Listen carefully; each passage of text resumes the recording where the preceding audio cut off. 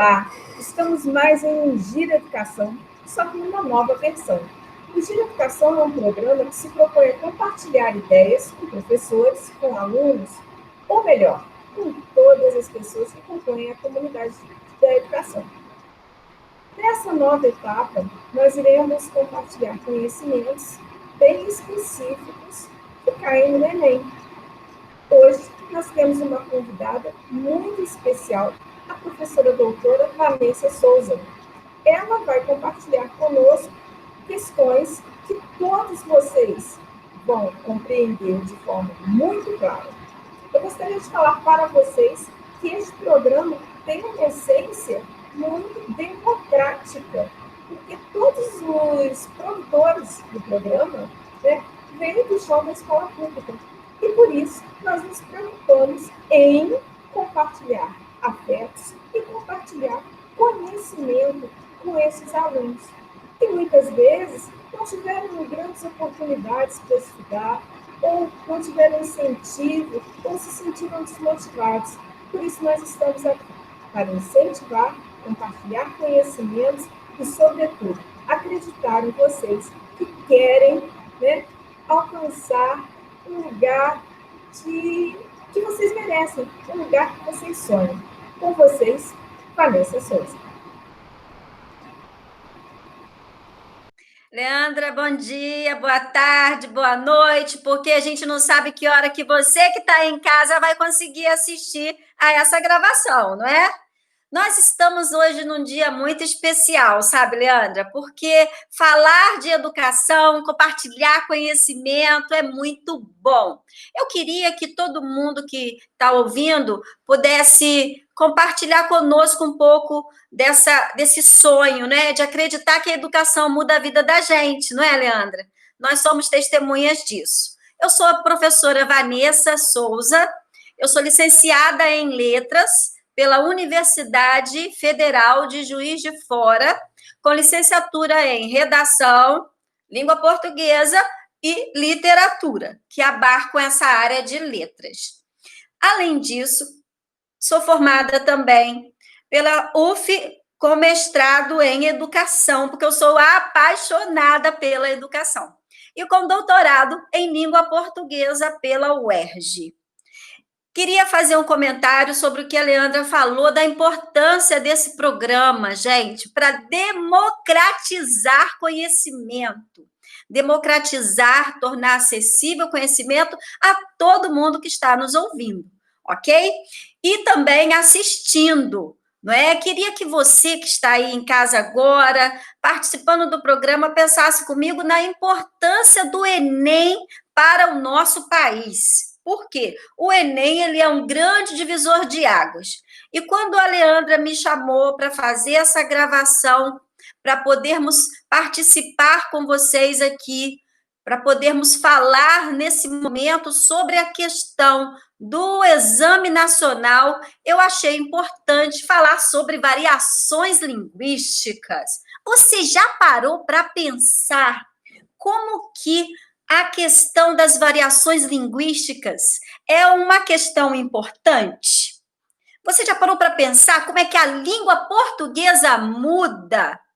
Como que a língua portuguesa faz diferença na nossa vida e ela passa por metamorfoses, não é? Então, nesse programa de hoje, nós iremos falar sobre variações linguísticas. A Leandra me passou um desafio. Vanessa, eu quero que você apresente 5 questões do Enem.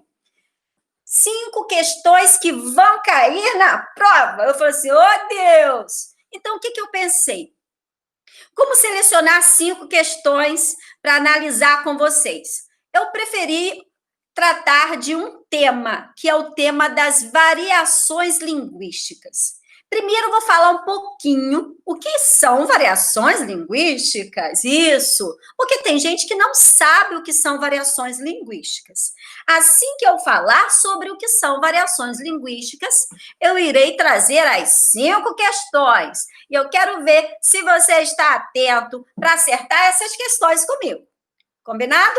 Então, vamos ver, Leandra, se o pessoal está realmente ligado aí que a gente vai mostrar sobre a questão das variações. Primeiro, vamos pensar comigo o que são variações linguísticas? É importante nós entendermos que as variações linguísticas, elas sinalizam que a nossa língua muda. O que quer dizer isso? A nossa língua varia. E se a nossa língua varia, a gente precisa entender que essa variação, ou seja, que essa mudança, ela sempre vai ocorrer. Há pouco tempo, eu não sei se você se lembra, em 2009, aqui no Brasil começou aquele tumulto porque falaram que iria acontecer o novo acordo ortográfico. O anterior aconteceu na década de 70 e um monte de gente ficou um pouco desesperado. Meu Deus, vai mudar muita coisa? Pois é, o fato de acontecer um novo acordo ortográfico já mostra para a gente que a língua portuguesa, ela não é engessada e ela muda. E por que ela muda? Ela muda por diversos motivos. Primeiro, ela pode mudar, acompanha aqui comigo, ela muda por causa do tempo. Algumas mudanças acontecem com o tempo. Segundo, ela muda às vezes, de um lugar para o outro. Então o espaço, ele acaba sendo um fator de mudança. Além do espaço, ou seja, do lugar, é importante também a gente notar que o nível cultural também pode fazer com que nós utilizemos uma variante diferente, ok? Outra coisa também que é interessante notarmos é que a situação também dá para fazer mudança na língua. Você sabia disso? Pois é. E o Enem, quase todos os anos, trabalha com isso. Olha, todas as provas que eu vi, acho que nem quase todos os anos, em todas as provas, já vi inclusive provas que trabalham com 4, 5 questões de variações linguísticas. Então, falar de variações linguísticas é uma palavra de ordem. Exatamente. Observem essa imagem, que nós temos uma historinha aí, né? Um coleguinha do Chico Bento, ele diz: minha mãe me deixou bem cedinho aqui para passar o dia com você. Poxa, fez você madrugar? Coitado! Gente, observem bem que quando o Chico Bento fala e fez você, gente, fez você madrugar, olha como é que a linguagem do Chico Bento, ela é diferente da linguagem do seu companheiro, mostrando que a língua muda e que as pessoas, elas vão fazer nas suas falas exatamente aquilo que elas estão vivendo no seu dia a dia, aquilo que elas são. Olha essa outra história, né? Nós temos aqui uma história em quadrinhos, e observem que o Chico Bento, com o seu primo Zé Lelé, olha que interessante, o nome do primo dele, hein? É Zé Lelé. Quando o Zé Lelé vai falar com ele, e ele com o Zé Lelé, repare a linguagem. O Zé Lelé diz: eu é que não posso nem pensar nisso, quem me dera. E o Chico Bento diz: eu vou ter que estudar muito, até formar numa universidade. O Zé Lelé responde: daí vou arrumar um trabalho aqui e as pessoas que ajude, um trabalho que ajude as pessoas a viver melhor. Repare que nessas falas aí, o Chico Bento fica só observando o amigo falar, não é? Só observando o amigo falar. Reparem que nessas falas do Zé Lelé com o Chico Bento, nós notamos marcas específicas de variação linguística. Porque você observa que a fala dele revela o modo como pessoas do interior do país costumam falar. Falas de como pessoas que não pertencem as camadas que tiveram acesso também à universidade, né, ao estudo da norma padrão, costumam utilizar. Isso mostra o quê? Que a língua muda. Já provei que a língua muda. Agora você vai ver comigo quais são as variações linguísticas que essa língua pode apresentar para a gente. A primeira é a variação histórica. Por que eu chamo de variação histórica? O próprio nome já ajuda, não é? É aquela variação que acontece ao longo da história, ao longo do tempo. O próprio acordo ortográfico, ele trouxe umas variações históricas. Por quê? Algumas palavras que eram ditas de uma maneira, passou o tempo, houve a lei e agora não é mais daquele jeito. Isso mostra que a nossa língua é dinâmica. E essa variação que acontece, chamada de variação histórica, ela é uma variação gradual. Gradativamente, as pessoas vão falando de um modo diferente e essa maneira diferente, ela indica que está acontecendo uma mudança.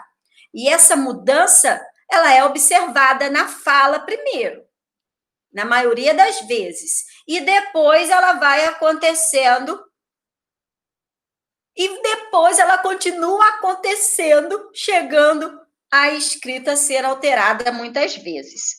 Eu trouxe até aqui de fundo uma foto, coloquei bem assim clarinha, né? Porque é uma foto da minha família. Não sei se você consegue notar que tem aí, ó, eu estou no cantinho direito e eu tenho aí meu pai, minha mãe, meus irmãos, meus sobrinhos.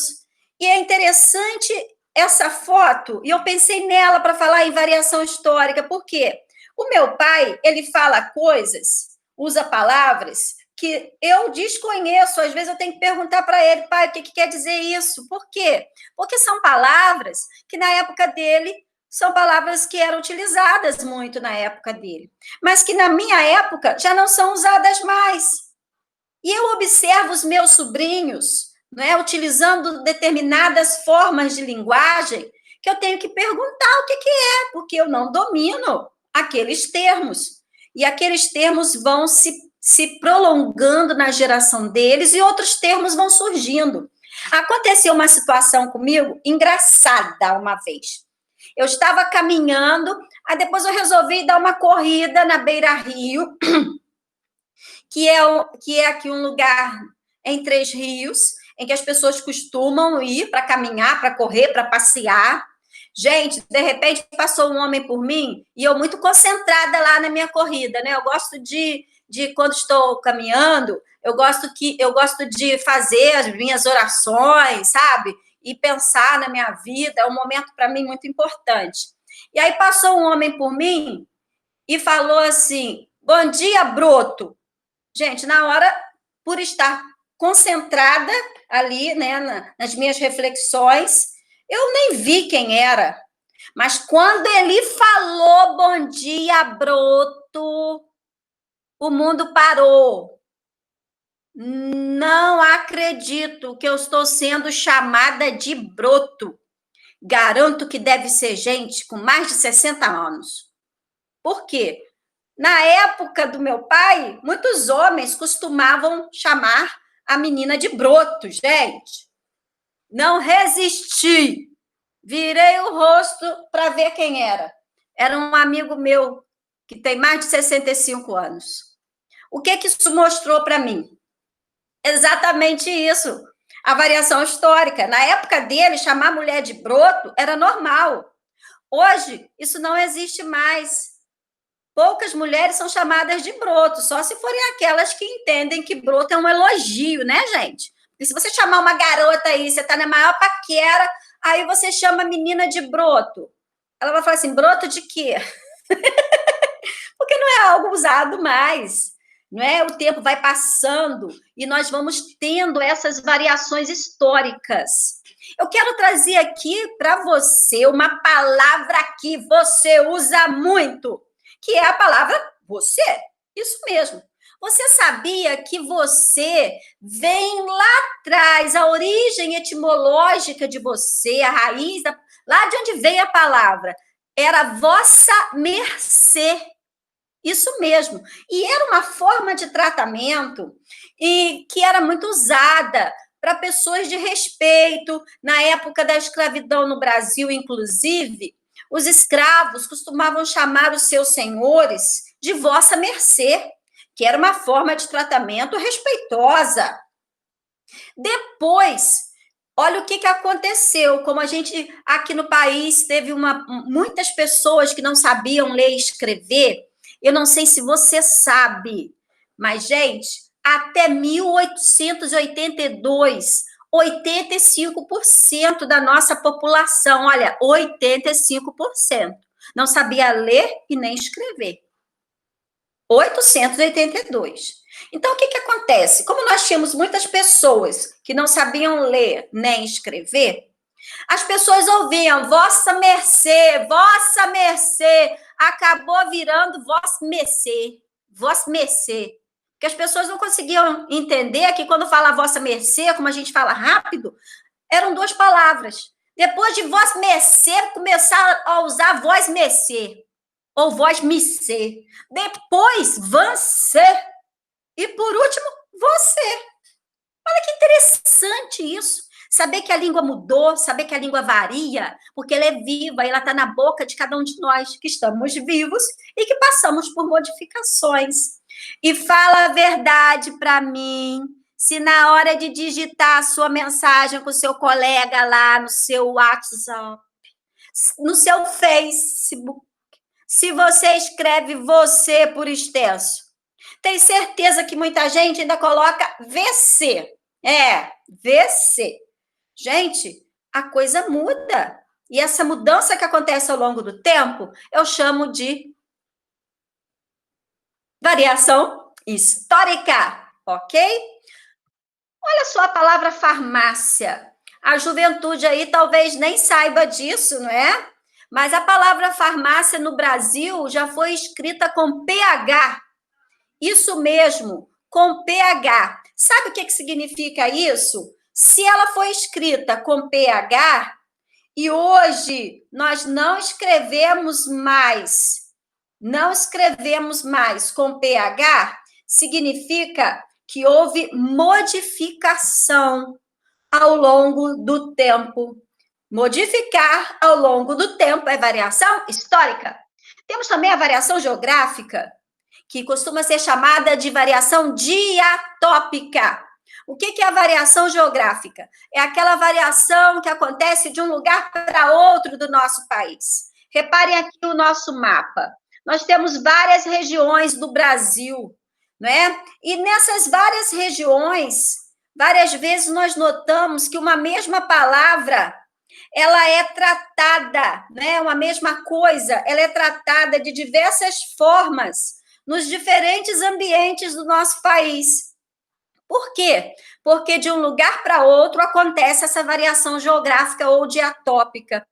E é mais interessante ainda, não sei se você já parou para pensar nisso, se você já reparou que às vezes dentro do mesmo lugar a gente encontra pessoas falando diferente.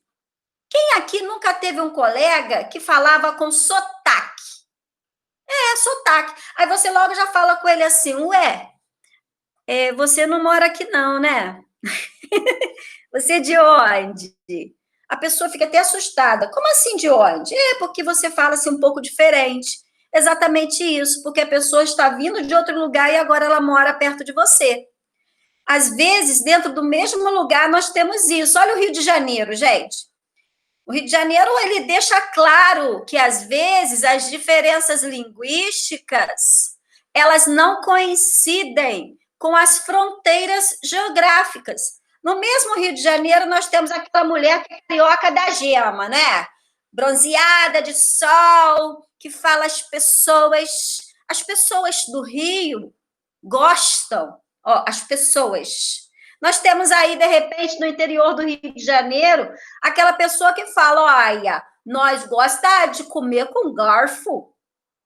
Temos até, de repente, lá no centro do Rio de Janeiro, a baiana que vem vender o seu produto, não é? O seu acarajé, vem trazer os produtos e traz aquela fala, aquele sotaque, aquela pronúncia específica da área dela, mostrando que a variação geográfica nem sempre acontece dentro da mesma fronteira, ok?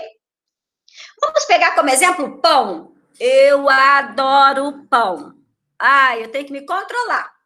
Aqui no Rio de Janeiro, porque estamos falando do Rio, não é? No Rio de Janeiro, nós chamamos de pão de sal. Algumas pessoas, inclusive, chamam de pão francês, ok? Mas olha só, em Portugal, carcaça ou cacete. Já pensou você chegar à padaria e falar assim, me dá 2 cacetes aí? Caramba, você vai apanhar, hein? Na França, é chamada de pistola. Olha, na região norte, olha aqui comigo, carequinha. No Rio Grande do Sul, cacetinho. Gente, olha isso. No Ceará, carioquinha. E no interior do Nordeste, pão aguado. Olha, se você chegar a uma padaria e falar assim, me dá 2 pães aguados aí, eu tenho certeza que a atendente vai falar assim, o quê? Pão aguado? Que pão aguado? Não é? Por quê? Porque há uma variação geográfica. Olha só esse texto que interessante. O gaúcho e o mineiro. O gaúcho fala, na minha terra só tem macho, tchê. O mineiro responde, olha, na minha terra é metade macho, metade fêmea. E nós tá achando é bom demais. Gente, é lindo isso, é lindo. Eu acho lindo você ver a riqueza do nosso idioma e as variações linguísticas que acontecem. Ok? Agora é interessante, eu quero compartilhar com vocês a variação social. A variação social ela é chamada de diastrática. E ela traz entre as principais aí divisões a variante culta e a variante popular. O que é interessante falar dessa variante social? Significa que ela agrupa alguns fatores de diversidade, como, por exemplo, o nível socioeconômico, né, determinado aí pelo nível socioeconômico onde vive aquela pessoa que está falando. Porque se a pessoa tem o nível socioeconômico elevado, significa que ela trabalha mais, né, na maioria das vezes. Isso não é uma regra, né? Mas isso influencia quando ela tem acesso à escolarização, ela consegue concluir ensino superior, ensino em âmbito de pós-graduação. O vocabulário dela tende a ser de um jeito. Então, o nível socioeconômico tem tudo a ver. O grau de educação também tem tudo a ver, óbvio. Porque é impossível uma pessoa que nunca pisou no chão da escola falar da mesma forma da pessoa que vive na escola, já fez mestrado, doutorado, pós-doutorado, né? Isso muda, eu chamo isso de variação social. E por último, essa é a minha predileta. É a variação de situação ou variação de estilo, que eu chamo de diafásica. O que significa isso? Significa que, às vezes, um mesmo indivíduo, a mesma pessoa, fala de modo diferente, de acordo com o ambiente. Por isso que ela é chamada de variação de situação, né? Porque a mesma pessoa, ela fala de um modo diferente, dependendo do ambiente em que ela está. Então, se você está, por exemplo, no ambiente familiar, você vai ficar preocupado em usar gramática normativa, se o português está certo, se o português não está certo. Você não vai se preocupar com isso. Você fala descontraidamente. Agora, se você está numa entrevista de emprego, você vai chegar lá, ó, sentou, arrumou o cabelo, né? Ó, vamos arrumar o cabelo aqui. Arrumou o cabelo, porque você vai ser chamado. Aí, quando a pessoa chama você, você vai falar com você, pô, e aí, beleza? Tá maneiro? Pô, show de bola, mano. É isso aí, velho. Gente, olha, no ambiente profissional, você, não é, vai ser entrevistado, você usa o quê? Ó, melhor que você puder. Você evita gírias, não é? Você evita outras formas de linguagem que você sabe que podem comprometer, ok? É interessante a gente observar isso, ok? Eu queria que você reparasse que, de acordo com o ambiente que você está, você vai adequando a sua linguagem. Eu, por exemplo, quando falo com o meu filho, ele tem 4 anos. Gente, tem hora que eu sento no chão para falar com ele, principalmente quando ele me desobedece. Eu sento, coloco ele sentado na minha frente e falo do jeito que ele entende. Eu tenho que falar do jeito que ele é. Oi, meu filho. Sabe, você falou, você falou coisa feia para a mamãe, né? E isso é certo? Olha o que você falou com a mamãe. Não pode falar assim. Não pode. Olha só, eu falaria desse jeito se de repente alguém que tem aí, né, minha idade falasse desse jeito? Eu não falaria. Entende? Então você adequa. Você adequa tudo de acordo com a situação. E essa variação de situação também é chamada de variação de estilo. E entre essas variantes de situação, nós temos o estilo informal, que é mais descomprometido, sem preocupação com a gramática normativa, e o estilo formal, que é calcado, vigiado, com aquele alto grau de reflexão, ok? E depende do ambiente para você saber se utiliza a linguagem formal ou a linguagem informal. A linguagem formal, ela obedece à variação linguística padrão da língua, a variante culta da língua. Não admite variações, não admite gírias, não admite que você fique aí esbanjando qualquer palavra, e tem que obedecer ao padrão culto da língua. Já informal, não. A conversa que você usa no dia a dia, ó, você pode usar gírias, contrações, ou seja, em vez de falar está, como que nós falamos? Tá. Quando eu estou digitando lá com um amigo, em vez de escrever você, o que muita gente faz? VC, TBM, tamo, ó, né? Você coloca aí, tamo junto, e olha, você descontrai. Você fala, você vai sair comigo? Você vai sair comigo hoje? Você vai? Olha só, você vai. Você usa a linguagem informal, né, nas suas conversas cotidianas, mas na redação do Enem, por exemplo, você não pode usar a linguagem informal. Você é obrigado a usar a linguagem formal o tempo inteiro. Não é verdade? Porque você tem que adequar. É por isso que está escrito lá, olha, redija um texto utilizando a variedade padrão da língua, ou seja, a língua formal, culta. Vamos observar agora uma reflexão que o Maurício Guinerri traz para a gente no livro Linguagem, Escrita e Poder. Eu queria que você pensasse nisso. Ele diz que uma variante linguística vale o que valem na sociedade os seus falantes, isto é, ela vale como reflexo de poder e da autoridade que eles têm nas relações econômicas e sociais. O que isso significa? Significa que, às vezes, sabe, eu não sei se você já parou para pensar nisso, eu queria fazer essa reflexão. Às vezes, a forma como as pessoas falam acaba sendo motivo para que elas sofram preconceito, porque muita gente associa o modo como ela fala ao nível social que ela tem. Então, ela vale o que ela tem, que se reflete na fala. E isso a gente tem que evitar, porque isso se chama preconceito linguístico. E o preconceito linguístico faz a gente, às vezes, fazer com que aquela pessoa, não é, se sinta menosprezada. Isso deve ser evitado, ok? Eu quero agora tratar com você de uma questão do Enem. Vamos às questões, beleza? Uhul! Vamos fazer questões, vamos fazer questões. Observem esse texto. Leia o texto junto comigo. Vamos lá. Conseguiu ver? E uma coisa importante, hein? Lá no Enem, é importante demais você observar isso. Se você tiver um texto que tenha imagem, você tem que ler a imagem.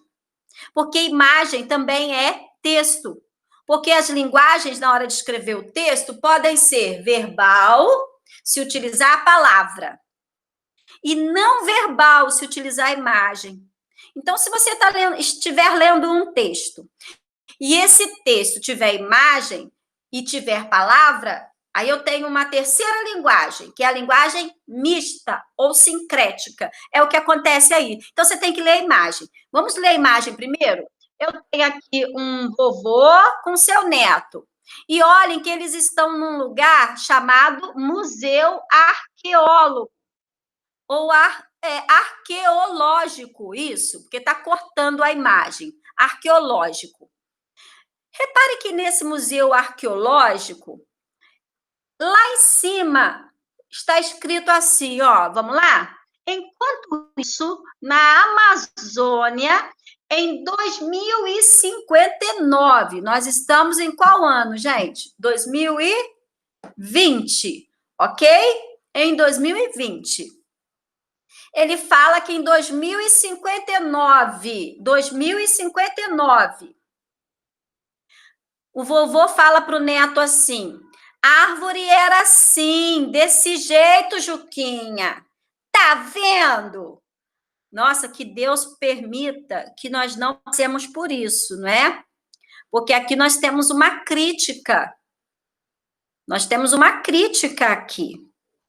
Qual é a crítica? A crítica de que no futuro nós não teremos o quê? Árvores, por causa do desmatamento, por causa do comportamento do ser humano com a natureza. E eu quero que você observe a resposta do neto. Que barato, vovô! Que barato! Observe a linguagem do vovô. Tá vendo, gente? Ah, olha só, ele escreveu tá. É. Vanessa, também escrevo tá lá no WhatsApp, quando vou conversar com as pessoas. Tá bom, tá bom. Mas na hora de fazer redação, você não pode usar o tá, porque a redação exige a linguagem formal da língua. Ok? E olha só como que o neto respondeu. Que barato, vovô! Que barato. Gente, falar que barato, não é? O que aqui está certo, que a gente usa aqui mesmo para frases exclamativas, beleza? Mas falar que barato é uma forma totalmente também, né? Tranquila, informal. Pô, que barato! Gente, linguagem informal. E olha só como que isso caiu. Vamos ver? Isso aí. Reparem. As diferentes esferas sociais de uso da língua obrigam o falante a adaptá-la às variadas situações de comunicação. Como é que se chama essa variante linguística? Quem se lembra? Isso aí! Muito bem! Você está certo! Variante de situação. Porque a gente adequa a nossa linguagem àquela situação. Uma das marcas linguísticas que configuram a linguagem oral informal, olha, exatamente igual eu falei. Linguagem informal. O que é a linguagem informal? Lembra? Isso! Contrações, pode usar gírias, aceita variações. Muito bem. Uma das marcas linguísticas que revela essa linguagem informal usada entre o avô e o neto. Nesse contexto é o quê? Letra A. A opção pelo emprego da forma verbal era no lugar de foi? Não, porque era no lugar de foi não é uma marca que especifica que tem ali contração, que tem gíria. Letra B de bola. A ausência do artigo antes da palavra árvore. Gente, a ausência do artigo lá, isso aqui era árvore. Nem podia cobrar o artigo, porque não tem necessidade, você não está especificando qual é a árvore, e nem indeterminando a árvore. Também não é a letra B. O gabarito foi a letra C. Olha que interessante isso. Letra C por quê? No emprego da redução tá no lugar da forma verbal está. Isso é linguagem informal, lembra? Vamos voltar lá para você lembrar, ó. Ó, olha lá, ó, informal. Admite gírias, contrações, ó, tá, TBM, tamo, TMJ, VDD, ADD, ou seja, linguagem oral. Não tem problema. Então, o gabarito foi letra C. Letra D, porque no uso da contração desse, deveria ter colocado de esse? Também não. Então, a gente observa aí o gabarito letra C. Muito bem, você acertou. Vamos para a próxima. Eu já vi esse menino, gente. Eu já vi esse menino. Quem é ele? Quem se lembra? E aí, Chico Bento e o primo Zé Lelé de novo. Aí, Chico Bento é trepado lá em cima da árvore, gente. Oh, meu Deus, que perigo! E ele fala assim pro primo dele: Ô Zé Lelé, não fica aí parado, faz alguma coisa. Por que ele falou isso pro Zé Lelé aqui na primeira tira? Ele disse pro Zé Lelé: Ô, eu tô aqui, tô quase caindo, me ajuda. Olha o que o Zé Lelé fez, gente. Foi jogar bola. Ou seja, ele fez alguma coisa. Só que essa alguma coisa foi jogar bola e não ajudar ele, né, gente? Então, esse jeito caipira, não é? É uma forma específica das pessoas que moram na zona rural. Não é verdade? Eu acho uma delícia, uma delícia. Eu tenho parentes em Minas e alguns carregam assim esse sotaque. Eu fico encantada, porque eu gosto de ver a variação linguística. Como é que isso caiu? Vamos ver?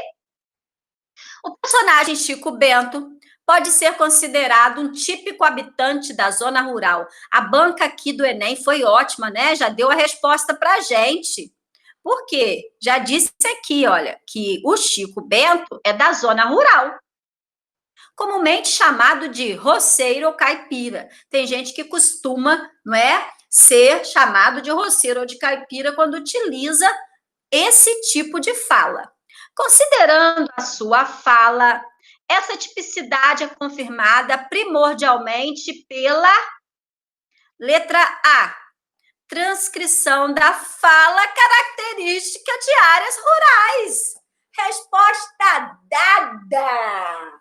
Porque logo aqui em cima já tinha falado que ele era habitante da zona rural, gente. Muito fácil essa, né?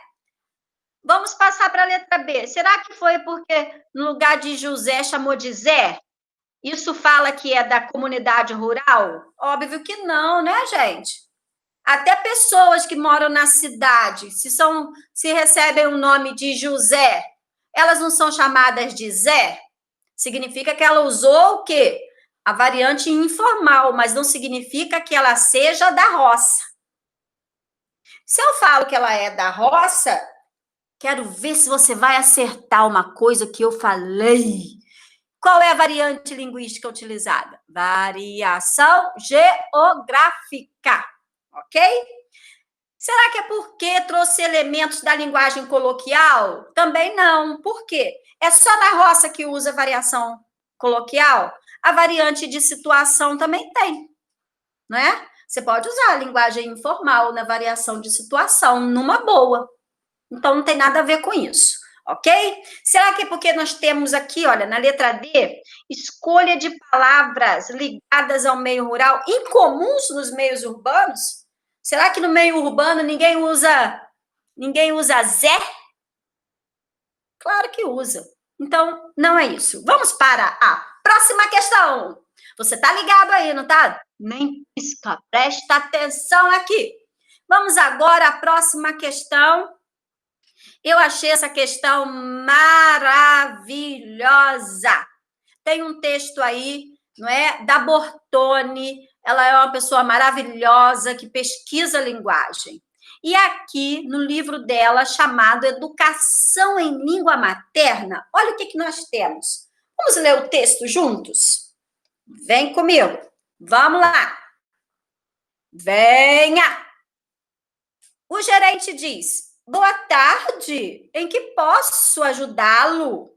Mas observem, eles estão falando pelo telefone. Vamos falar o telefone.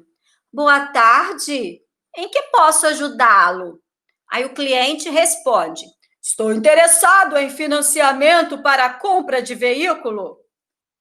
O gerente responde, ou a gerente, não é? Porque é comum de dois gêneros. Nós dispomos de várias modalidades de crédito. O senhor é nosso cliente? O cliente responde: sou Júlio César Fontoro, também sou funcionário do banco. Só faltou falar assim: você não se lembra da minha voz? E o gerente responde: Julinho! É você, cara! Aqui é Helena! Agora que a gente sabe que é mulher, no final do texto, aqui é Helena! Você tá em Brasília, cara! Só faltou o cara ali, né? Pensei que você ainda estivesse na agência de Uberlândia. Passa aqui para a gente conversar com calma. Olha, gente, começou assim, né? Boa tarde, em que posso ajudá-lo? E no final, Julinho, é você, cara! O que você observou aí? Tararam, pam, pam, pam, pam. Isso! Você observou que ela achou que fosse uma pessoa que ela não conhecia. Quando a Helena observou que era uma pessoa que ela já conhecia, olha só que o nome dele é Júlio, ela chamou o Júlio de quê? Julinho. Ela adequou o vocabulário dela ao interlocutor. Então, o que ela fez? Ela fez uma variação de situação. Ela logo mudou o vocabulário, porque ela viu que o interlocutor dela exigia um outro tipo de linguagem. Já pensou? Você conhece com a pessoa já trabalha no banco e você, em que possa ajudá-lo? O colega vai logo e fala assim: ô, para de sacanagem, né? Tá achando o quê? Que eu sou cliente de fora? Não é? Vamos ver o que o Enem perguntou? Então vamos lá. Na representação escrita da conversa telefônica entre gerente do banco e o cliente, observa-se que a maneira de falar da gerente foi alterada de repente. Por quê? Exatamente pelo que eu falei, gente, olha só aqui exatamente as minhas palavras. O que eu disse? Que na variação de situação, você adequa o seu vocabulário, a sua fala ao seu interlocutor. Exatamente isso, olha lá. Adequação de sua fala e a conversa com um amigo, que é caracterizada pela informalidade. Show de bola, não é? Muito bem. Vamos passar para a próxima, porque o texto da próxima questão é um texto um pouco maior, ok? Essa questão, ela foi tirada de um texto, e reparem que está falando de Ataliba de Castilho. Essa questão, ela é um pouco mais difícil, porque o vocabulário dela, né, usa termos mais complexos, até porque vai falar do Ataliba de Castilho.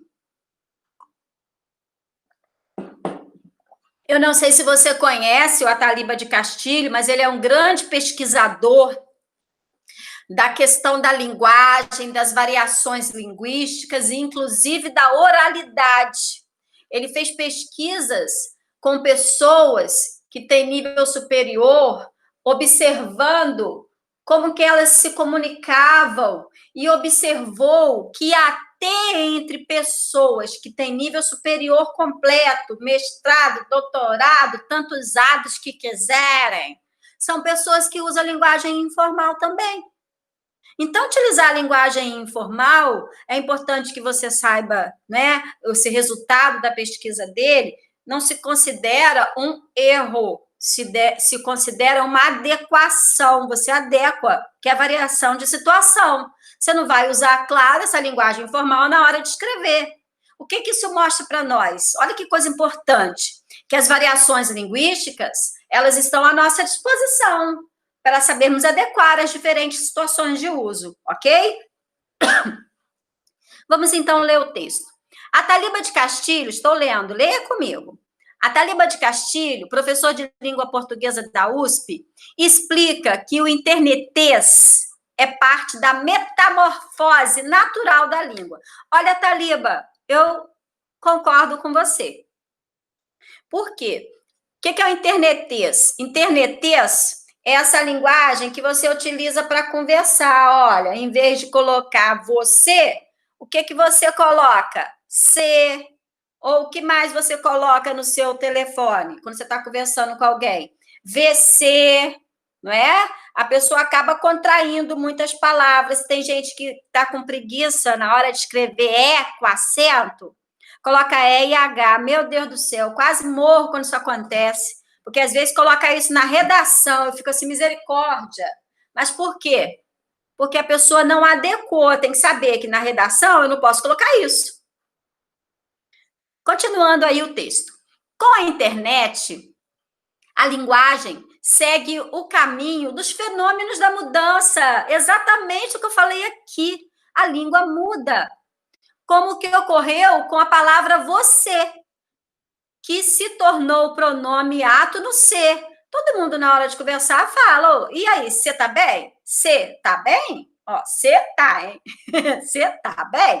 Em vez de falar, você está bem. Agora, o interneteiro pode usar e reduzir os excessos da ortografia, e bem sabemos que são muitos. Por que o acento gráfico é tão importante assim para a escrita? Já tivemos no Brasil momentos até mais exacerbados por acentos e dispensamos muitos deles. Como toda palavra é contextualizada pelo falante, podemos dispensar ainda muitos outros. O interneteiro, aquele que usa o ambiente da internet, mostra um caminho, pois faz um casamento curioso entre a oralidade. O que é oralidade? Você escrever como fala, ok? E a escrituralidade, ou seja, a escrita. O internetês pode, no futuro, até tornar a comunicação mais eficiente ou evoluir para um jargão complexo, que, em vez de aproximar as pessoas em menor tempo, acaba estimulando o isolamento dos iniciados e a exclusão dos leigos. Sabe o que é isso? Às vezes, as pessoas na internet usam alguns termos e quando pegam, assim, pessoas que são do mesmo grupo, eles usam os termos que só eles entendem. Esses termos que são usados por determinados grupos e que às vezes só eles entendem, nós costumamos chamar de jargão. Quem aqui nunca pegou e sentou numa mesa só com o médico? Eles falam tantos termos técnicos que você fica de fora só assim, ó. Para não demonstrar que não entendeu nada, né? Porque os termos são técnicos demais. A preocupação aqui é exatamente isso. As pessoas começarem a fazer palavras e abreviarem a um ponto que determinadas pessoas não consigam aí participar do contexto comunicativo. Para Taliba de Castilho, né? No entanto, não será uma reforma ortográfica? E aí, será? E eu vou ler só a última frase agora. O jeito é tecer e esperar para ver? Olha só o E, igual eu falei, o E com H, quando a pessoa tem preguiça de colocar o acento. E o TC quer dizer teclar, né? Uma abreviação que o povo usa, né? Teclar e esperar para ver? Vamos ver o que o Enem perguntou de um texto assim? Vamos lá? Na entrevista, o fragmento, o jeito é teclar, esperar para ver, tem como objetivo fazer o quê? Letra A, ilustrar a linguagem dos usuários da internet, que poderá promover alterações de grafias. É exatamente isso que o autor diz, não é? O objetivo foi essa preocupação, que essas alterações, elas aconteçam depois na escrita. Gabarito, letra A. Letra B, mostrar os perigos da linguagem da internet como potencializadora de dificuldades da escrita? Não, em nenhum momento ele disse que haveria perigos, da linguagem da internet e trazer dificuldade de escrever. Ele poderia promover depois algum tipo, né, de exclusão, isolamento, se a pessoa não entende o que falou. Letra C. Evidenciar uma forma de exclusão social para pessoas com baixa proficiência escrita. Em algum momento, ele falou que a alteração da língua faria isso? Nessa frase, tá, gente? Olha só, pensa na frase. O jeito é teclar, esperar para ver. Tá perguntando sobre essa frase. Porque aqui foi pegadinha. Você notou que teve pegadinha? Por quê? Porque o texto fala isso sim. Ele fala que pode acontecer, não é? Exclusão social. Fala que pode acontecer. Mas nessa frase, o jeito é teclar, esperar para ver, não é isso que perguntou? Ó, na entrevista, esse fragmento é essa frase. A frase não diz, ok? Não perguntou do texto, perguntou da frase. Letra D, explicar que se trata de um erro. Escrever é com H e TC é um erro linguístico por destoar do padrão formal apresentado ao longo do texto. No texto, ele não quer dizer isso. O objetivo dele, quando escreveu desse jeito, foi o quê? Foi escrever exatamente como o pessoal da internet faz. Não foi para falar que isso era erro. Letra E. Foi exemplificar dificuldades de escrita dos interneteiros que desconhecem as estruturas da norma padrão? Será que a pessoa escreve assim lá no WhatsApp ou no Facebook, porque ela não sabe escrever? Não é uma regra, porque muita gente sabe escrever e escreve desse jeito. Então, o objetivo dessa frase foi o quê? Ilustrar a linguagem do pessoal da internet, que depois pode provocar alteração de escrita. Questão excelente. Vamos agora à nossa última questão. Muito bem. Nossa quinta questão, hein, Leandra? Você pediu 5 e essa é a última. Em primeiro lugar, gostaria de manifestar os meus agradecimentos pela honra de vir outra vez à Galiza e conversar não só com os antigos colegas, alguns dos quais fazem parte da mesa, mas também com novos colegas que pertencem à nova geração em cujas mãos, com toda certeza, está também o destino do galego na Galiza e, principalmente, o destino do galeso, incorporado à grande família lusófona, que é a família das pessoas que falam português. É, portanto, com muito prazer que eu teço, ou seja, que eu faço algumas considerações sobre o tema escolhido. Gente, vocês devem estar achando a linguagem um pouco complicada, né? Mas por quê? Olha quem está falando. Evanildo Bechara. Quem é Evanildo Bechara? Um dos maiores gramáticos da nossa língua. Gramática dele é referência para todos os concursos. O cara é um ícone. Por isso, né, que ele está trazendo uma linguagem, né, com tamanha reflexão, ok? Escolhi como tema os fundadores da Academia Brasileira de Letras. Escolhi como tema como os fundadores, comi uma palavra, escolhi como tema como os fundadores da Academia Brasileira de Letras viam a língua portuguesa no seu tempo. Como que eles viam a língua no seu tempo? Como sabem, a nossa Academia Brasileira de Letras foi fundada em 1897. Está agora completando 110 anos. Foi organizada na Revista Brasileira, na Secretaria da Revista Brasileira. Não, pulei outro trecho. Completando 110 anos, foi organizado por uma reunião de jornalistas, literatos, poetas que se reuniam na Secretaria da Revista Brasileira, dirigida por um crítico literário e por um literato chamado José Veríssimo, maravilhoso, natural do Pará. E desse entusiasmo saiu a ideia de criar a Academia Brasileira. Depois, anexada ao seu título, Academia Brasileira de Letras. E só pertencem à Academia de Letras as pessoas, né, com saber notório, dentro da área. Nesse sentido, Machado de Assis foi o primeiro presidente, desde a sua inauguração até a data de sua morte, em 1908. Eu vou parar aqui em 1908, porque você já conseguiu observar, né, o contexto em que o Evanildo Bechara vai falar aí do português, em que ele vai refletir sobre essa questão do uso da variação, né, da questão de como que se compôs, né, como se formou a Academia Brasileira, e ao citar o grande nome do Machado de Assis, todo mundo que lê os livros de Machado sabe, todo sabe, que ele utiliza a variedade padrão da língua, ok? Então, vamos.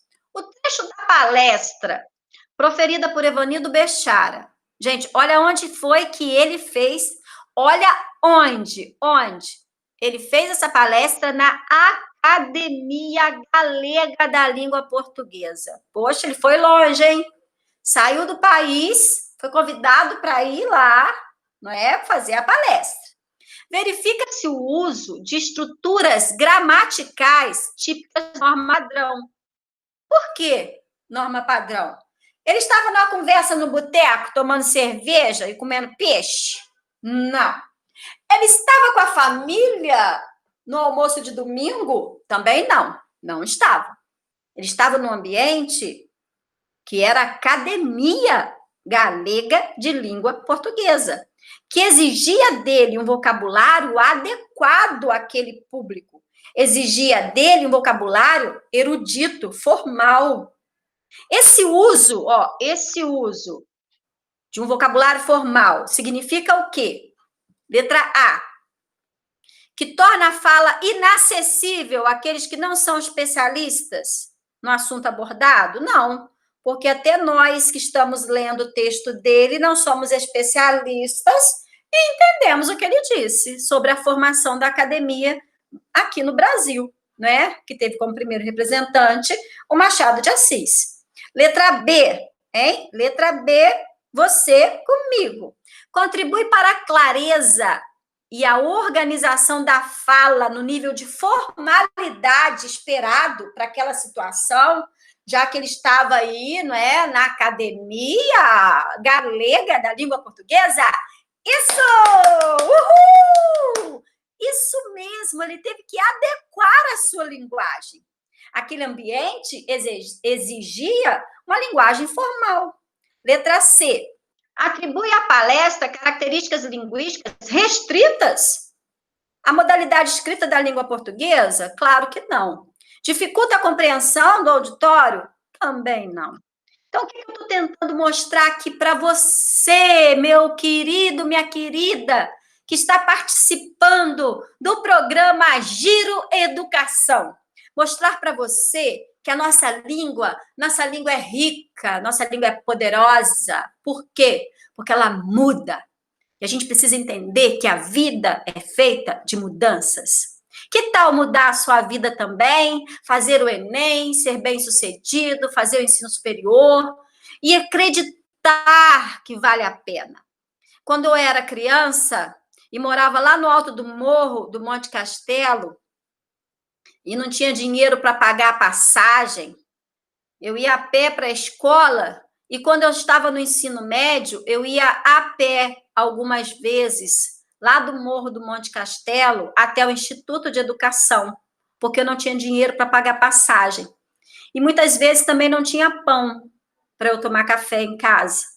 Eu contava os minutos da merenda e ficava pensando, meu Deus, tá osso.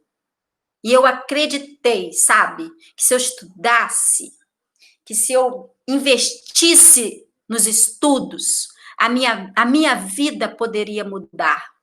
Primeiro Deus, que mudou a minha sorte, depois a escola, através dos estudos. Como eu falei o meu currículo para vocês no início, graças a Deus eu terminei o magistério no Instituto de Educação. Com muito sacrifício, andando muito a pé, ficando com fome muitas vezes, contando os minutos da merenda, não é? Tanto que meu apelido era Zoiuda, Porque eu comia minha merenda e ainda tomava conta de quem não tinha merendado para pegar para mim, porque eu estava com fome.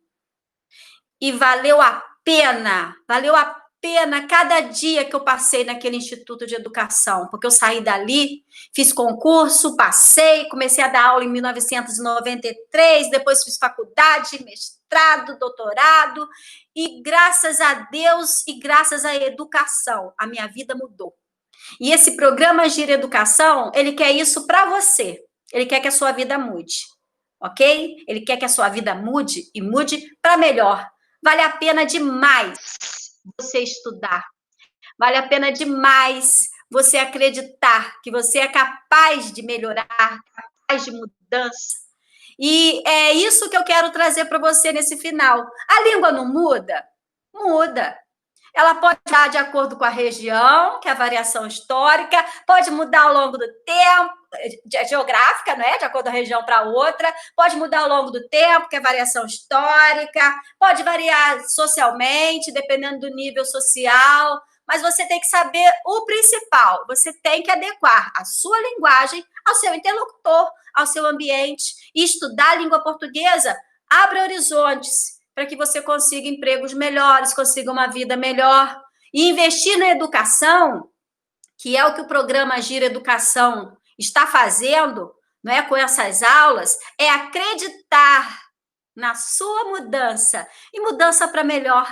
Vale a pena. Então, assista também as próximas apresentações que a Leandra vai trazer aqui para vocês, e aproveite esse momento, porque ele é muito precioso. Leandra, muito obrigada pelo convite, você que está aí participando com a gente, não é? Muito obrigada pela sua participação e que você acredite na mudança, não apenas da língua, mas também na mudança da sua vida, porque, olha, ela pode mudar para melhor.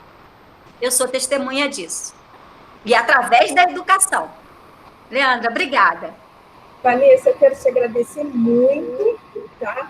Por você estar compartilhando conosco aqui, não somente seu conhecimento, seu afeto, mas a sua história de vida, que é a história de vida da grande maioria dos alunos das escolas públicas. E queria deixar também uma reflexão para esses alunos, né? Existe uma grande diferença entre assistir aula e estudar. Você pode estar num colégio que você pague R$3.000 de mensalidade, que você frequente as aulas todos os dias, mas isso não te faz uma pessoa que estude. E você pode estar, sim, na nossa rede pública de ensino, que me formou, que formou a Vanessa e que formou vários professores que irão estar aqui conosco, tá? E estudar, e saber o que você quer. Então, faça essa diferença na sua vida, entre assistir aula e entre estudar. Saiba aquilo que você quer. Não desista de sonhar. Nós estamos em plena pandemia, mas se nós desistirmos de tudo, ninguém vai se debruçar em estudar para descobrir uma vacina, para descobrir uma cura. Então, não vamos desistir da humanidade. Não vamos desistir de nós mesmos. Vamos estudar. Muito obrigada, Vanessa. E assim nós finalizamos mais um Gira Educação. Um beijo para todos.